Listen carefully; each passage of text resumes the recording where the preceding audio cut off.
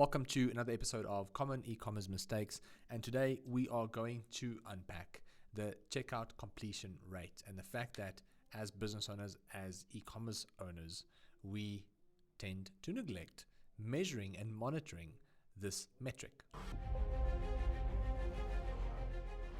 Hey guys, welcome back to another episode.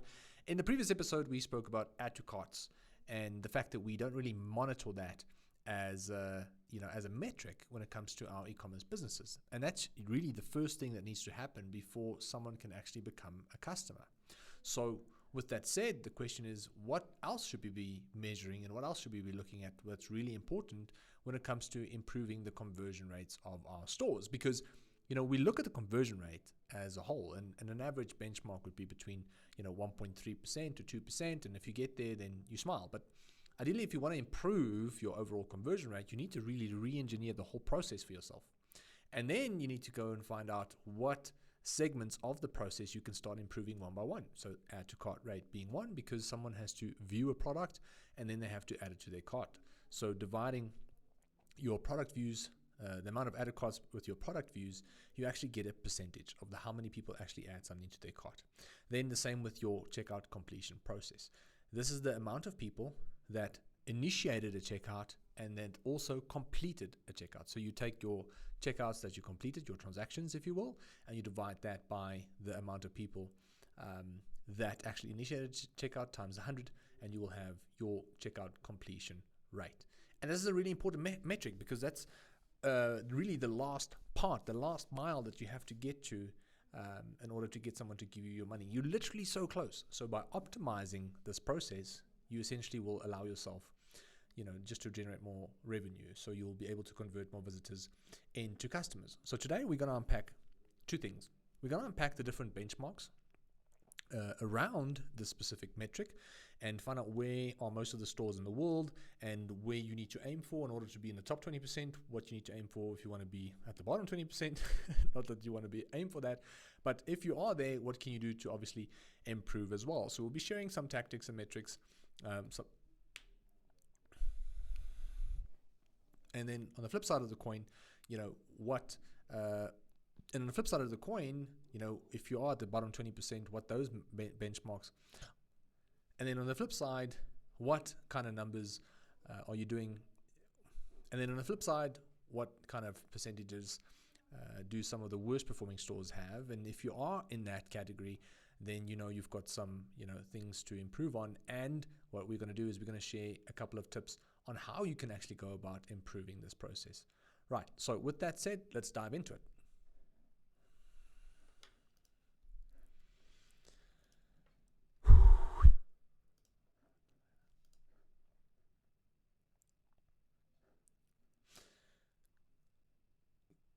Okay, so first things first, we are looking at what the average checkout completion rate is. And this is from a company called Little Data. And we can see here that the average checkout completion rate is around 44.7%. Okay, guys, again, this is not your conversion rate, because that will usually be around 1 to 2%, if not a little bit less. Okay, this is your average checkout completion rate. And the reason it's so much higher is there's a logical explanation for that. And that is that if someone has intended to actually start checking out, there's a high probability that they are going to finish the process. In fact, 44.7% of people actually complete this process. So almost half of the people that say they are ready to check out and actually do check out actually end up putting in their credit card details and actually buy something from the store.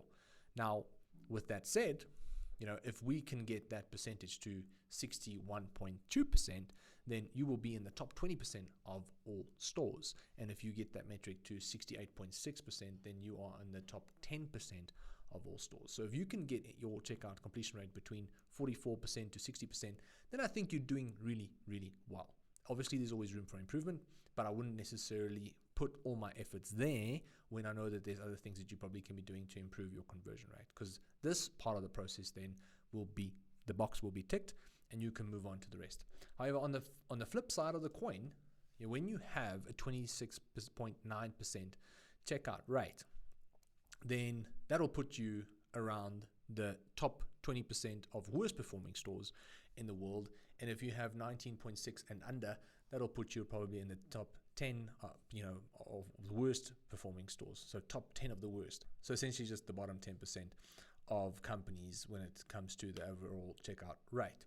Now that we have some averages, let's go and have a look at what our clients are doing and what we then can do to improve this metric for them.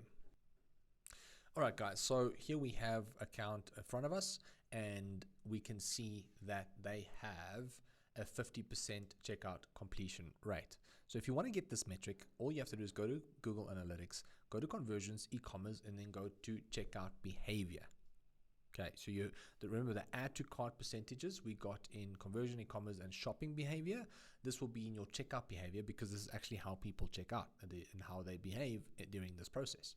So once someone has said, look, I want to check out, 50% of those people actually convert into a customer. And if we go back to our benchmarks, we can see that that is above average. So this client's doing well. They just need more traffic and contextual traffic. And, maybe we can improve the add to cart rate. We don't know what that is, but essentially from a checkout perspective, they're doing okay. Can they improve? Sure. And we're going to have a look and see what we can do to improve that. But let's have a look at another client for a second quickly. So here we have another client, and we can see that this client has got a 26.3% conversion rate, which technically, puts them in the bottom 20% of all stores. So there's a lot of room to improve, and we just need to go and find out what we can do to improve this process for them, because 26% is, not great. We know that there's something happening during the checkout process that probably shouldn't be happening. Whether we're asking unnecessary questions, whether it's a trust element, we don't know. We're going to have to look into it, and we're going to have to try and solve it best we can. So that's it. I've actually already given you 2 ideas of what's actually causing people to drop off this process.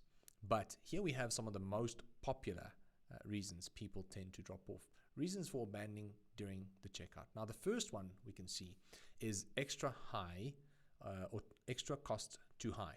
When it comes to the actual checkout process, we've got shipping costs, taxes, fees, all these things, import duties, whatever it may be. Now, 49% of people have said that this is a problem. Like, I abandon my cart because the costs are too high. Sudden costs, randomly, coming out of nowhere. Because you look at a product and you go, hey, that's affordable. I can actually get it. And before you know it, right before you have to put in your credit card details, the product is 10, 20, 30% more expensive now because there's import duties and taxes and all kinds of things that you didn't actually think about or knew existed, because when you saw the product, you assumed that that is the price of the product, and it's really not the case. So how you can combat this as a business is you just need to be straight up front with the costs involved on the product page or when you actually in the cart page itself. So predominantly actually just the website and the product page. And it's very simple. If you have flat rates, stipulate that you have a flat rate nationwide, 99 Rand. Or if you have a shipping cost calculator, that is going to add a lot of value, because what happens now is the visitor, the potential customer, can actually calculate what the estimated shipping costs will be if they had to obviously ship it to their country or province or state, or whatever it may be. So if you're just shipping locally, you can have a flat rate and people will be aware of it, or you can just bill or put that amount into the product price so that it doesn't actually affect the checkout process at all. However, if you're shipping internationally or nationwide, that becomes a problem. So what you can do is add a shipping calculator that can actually give people insight to what they are expected to pay when it comes to the shipping side of things, because obviously we can see 49% of people don't like those hidden costs. Right. The other thing is the site wanted me to create an account. Now, guys, this is very simple, and it's actually quite of an amateur mistake, if you will. Now, Shopify allows you to check out, most platforms allow you to check out as guests. I think Shopify actually does it by default. And that's really, really good, because people don't want to register an account. They don't want to add any additional information that is not 100% necessary for them to get their product. Meaning, if I sign on for an account, I need to give you my username, my password, my address. I'm going to give you those things anyway. So why do I have to register an account and then repeat the whole process when it comes to the shipping side of things? Why can't you just allow me to check out as a guest, store my details along with the process? And the reason you say no is because you want to get them to register, because you want to do a loyalty program and you want to send them marketing messages and emails, and Do you want to get them back with, some form of incentive or a referral program or whatever it is? Something you want. They obviously need maybe a username and password if they want to track their shipping, depending on the software tool that you're using or the CMS that you're using. But nowadays, even Shopify, most platforms you don't need that.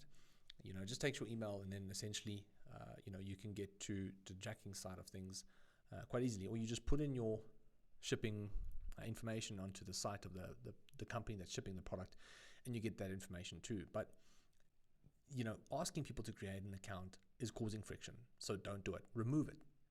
It's really important to understand that there's not much value in asking for someone to give you a password as well. It's just not, because you're going to get those details anyway, and that obviously just creates friction to the point where 1 out of every 4 people almost drops off because they are frustrated that they have to create an account. So don't frustrate your visitors with that. Just make sure that they can check out as a guest. Right. The other thing is delivery was too slow. So, and this is not, think about it logically. They don't not complete the checkout process because their delivery was slow. I think this is phrased incorrectly. I think what this should say is that the estimated delivery time is too slow. And it's funny because I was on Takealot the other day, and it was like a Monday, and I wanted to order a product, and then I saw that the delivery date was literally like the end of the week, like Friday or the next Monday. And it was so funny because I decided not to buy the product. And I thought to myself, I was like, why am I not buying this product right now? And it was because I had to wait a whole week. But then I said to myself, Jandre, but if you want this product, then you're going to have to wait a week. And then I was like, no, you know what? I will look at this product another time, and hopefully there would be, a time available that's much closer to the actual payment date, if that makes sense. And, I'm one of these guys that just sit back and try to unpack my thoughts. I'm like, why the hell do I feel this way? Like, why? If I get the product now, if I buy it now, I get it next Monday. Now I'm not going to buy the product, wait for a week or two, and then hope that I've got a quicker delivery date. Like, what the hell? And the conclusion that I came up with for myself is that there is a type of pain attached to a purchase, okay? Because money is going out of your account. Okay, now listen carefully, because this is really important, and I think a lot of people don't think about it like this. Every time you take money out of your account, there's a type of pain attached to it. Okay, and the quicker you can fill that pain with the excitement of the product, if you will, the satisfaction, the gratification of actually getting the product that you gave your money up for, obviously the higher probability that you are going to actually buy that product. But if I have to endure that pain for a whole week, it's almost like I would rather not go through that pain for a week and not have the product and endure the pain of not having the product, wait till the product is got a 1 or 2 day shipping term, then take the money out of my account and buy the product, endure the pain only for 2 days to get the product. Does that make sense? Like, I'm literally putting the satisfaction of getting the product doesn't outweigh the pain I'm going to experience for a whole week without having to pay for the product and not having it. And that is so weird. Like, we think that nobody else thinks like this, but a lot of people do. And essentially what it comes down to is that we want instant gratification. And if your estimated shipping time or date is very, very slow, then you are going to push people off the checkout process and probably into a competitor's hands, to the point where 1 out of 5 people, takes this very seriously. Then the other thing is too long, complicated checkout process. Now, what we have here, it's really just a situation where, people, either every time you give a bit of information, you have to go to a new page. So that's one element, or that's one side of the story where essentially people click and they go and they click and they're like, I don't know how much more I need to click. This is complicated. I want to leave. Or it's a situation where they just don't know where to go next. Like, it's just a bit complicated. The checkout button is not clear. I have to put in these details, and every time I submit, there's an error. Like, that just becomes too complicated. So the user experience is bad, and you ideally need to try and fix it. Right, so the checkout process is complicated, and you need to ideally try and streamline it. This is the beauty about Shopify. So for those of you and you're welcome to challenge me on this, but if you are a small business on Shopify versus a small business on WooCommerce and you didn't make unnecessary changes to the checkout process, you will find that Shopify will most likely have a higher conversion rate depending on the product, the price, and obviously the industry that you're in. But there is a high chance that you're going to get a higher conversion rate on Shopify than on WooCommerce. Why? Because Shopify has streamlined the whole checkout process, where WooCommerce, you need to go and actually do it yourself a little bit. Like, it's not as default, if you will, as Shopify. And that is why Shopify is doing so well. You know, you can customize the checkout process with Shopify if you have a Shopify Plus account. But other than that, it's just standard. And it removes all distractions completely. And that's another thing, and I didn't actually put it here, or it's not in the reasons for abandonment. But another thing is, people actually get distracted. You know, there's a menu, there's other promotional offers.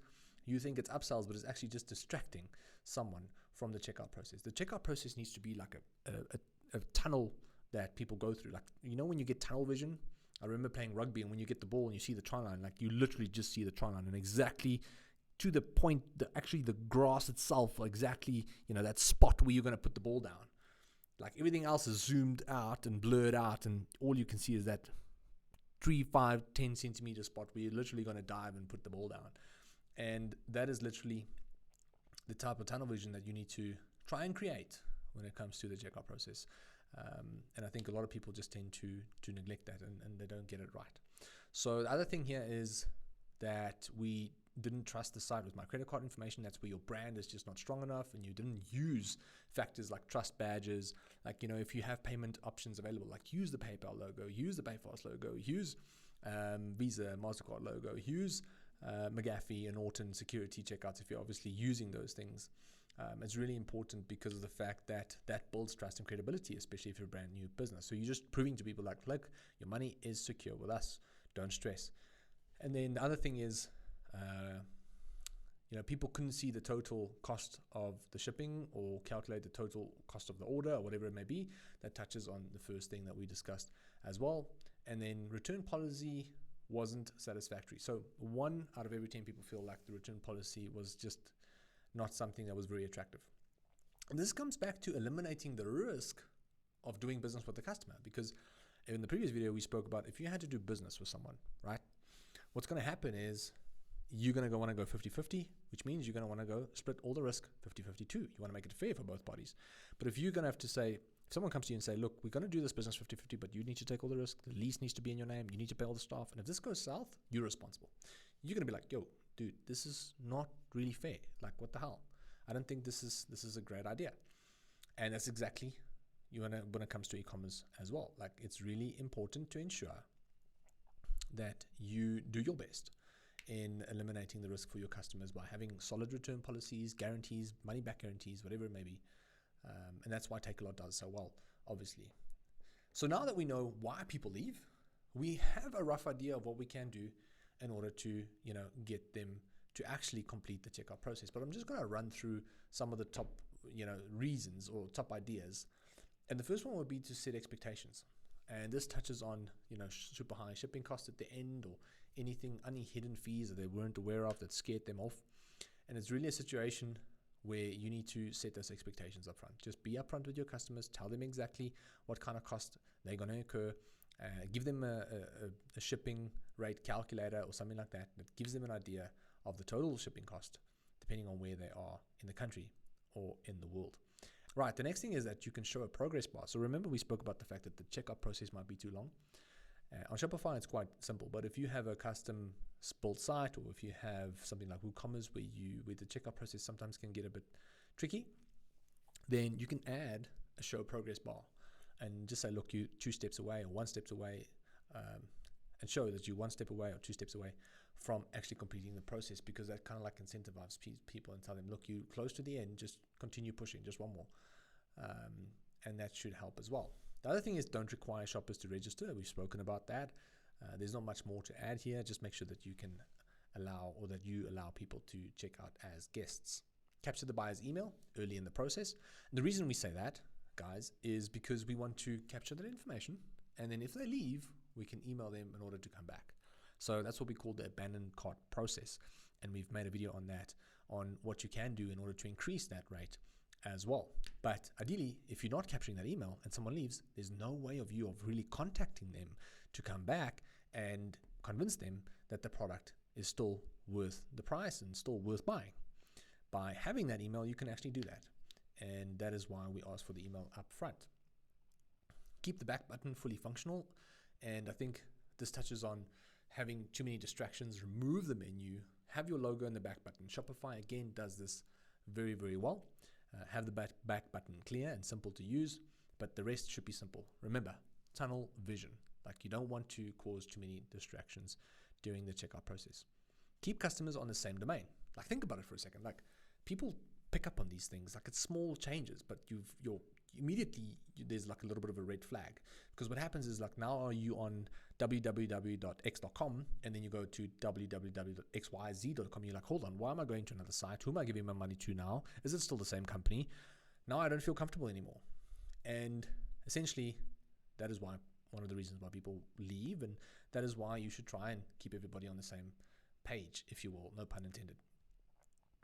Display trust signals throughout the checkout process. And again, this is just like little badges, getting people to understand, like, look, everything is fine. We're using the most legitimate companies in the world to capture payments and to do shipping, whatever it may be. So that will essentially build trust with people and increase the checkout rate as well. And guys, from my side, I think those are really some of the top ideas. There's some other ideas here that you can go and look at. But you're welcome to Google more things like doing incentives and providing payment options, like making sure that people have enough payment options available. Like, I think that is quite a big one, to be honest. I think if we look at the stat here, 7% of people feel like there weren't enough payment options. In America, that's obviously higher than here, purely because of the fact that there are more payment options available in America. Like, here we only have, credit card, and we have eBucks, and we have EFT, and those are really the main ones. Now we've got Apple Pay, and we've got Discovery, and we've got all these other options available, Samsung Pay. So essentially that will become a bigger pain point the more payment options we get. But for now, it's not the end of the world. But always just make sure that you give people enough options available, like MobiCred, like giving people credit options. All those things goes a long way in helping you convert the visitors into customers. All right, guys. So from my side, that is literally it for today. I hope that you enjoyed this video, and I look forward to seeing you guys next time. All the best.